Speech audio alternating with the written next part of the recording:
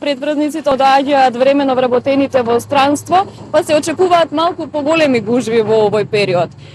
Какви се искуствата од минатите години? Што да очекуваме оваа година?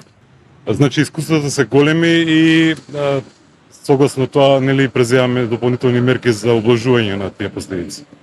Во овој период на годината знаеме дека и вие знаете дека доаѓаат доста голем број на наши иселеници кои што ги поминуваат празничните одмори овде. Очекуваме доста голем број на возила и согласно тоа нели очекуваме и метеж по улиците.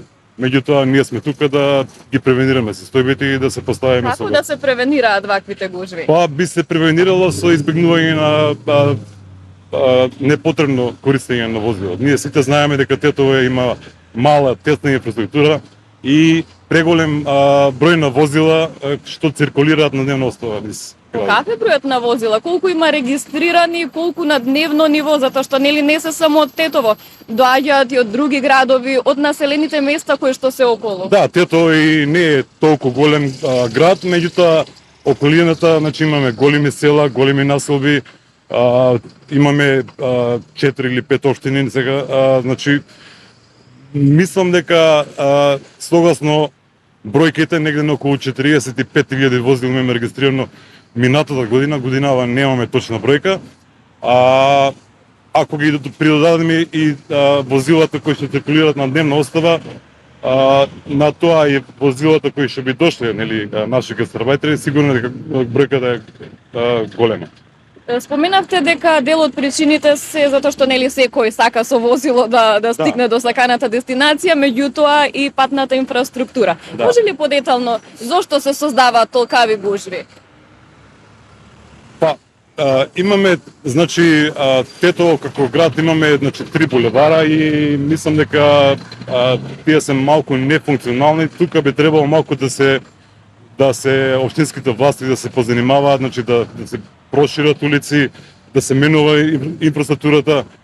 Значи, навиките да се менуваат на луѓето, ние сите знаеме, вие гледате на секојдневно, значи, имаме лоши навики што треба да ги менуваме, се разбира, ако сакаме да функционираме. Сите сме одговорни за сообраќајот. Не може да се остави само на полицијата. Сите треба да допринесеме за уреден и безбеден сообраќај. За тоа се предпоставувам и казните кои што секојдневно ги изрекувате. Во полициските билтени секојдневно имаме голем број казни. Пример од 20 до 30 подигнати возила, голем број на неправилни нели вршење действие и разни други прекршоци. Какви мерки, нели вие имате и редовни и вонредни акцијски контроли? На кој начин ги спроведувате и кои се најчестите прекршоци кои што се прават? Па да, сигурно дека ни одзема големо енергија истото. Меѓутоа мораме согласно нели безбедносната состојба, а таа не е баш најсјајна. Исто продолжуваме понатаму. Се доека, како што кажав, не ги сменеме навиките и не го чиниме тоа што нели не сакаме на нас да ни го чинат. Да стануваме каде сакаме и затоа се соочуваат со казни. Значи би апелирал доколку не може, значи да се најде паркинг простор, да се потрудиме да не сметаме на другите пешаците, да избегнуваат непотребно задржување на коловоз, да поминуваат на места каде што треба каде што е обележано. И така натаму.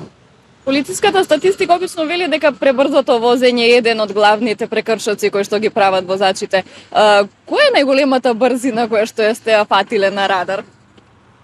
Па мислам дека негде над 250 км на час. На автопат, така? На автопат, да.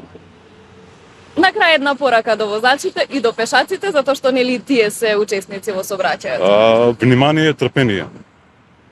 И се разбира за возачите непотребно движење да се избегнува затоа што нели да се сакаме природата, да се движиме пешки и за нашето здравје е добро.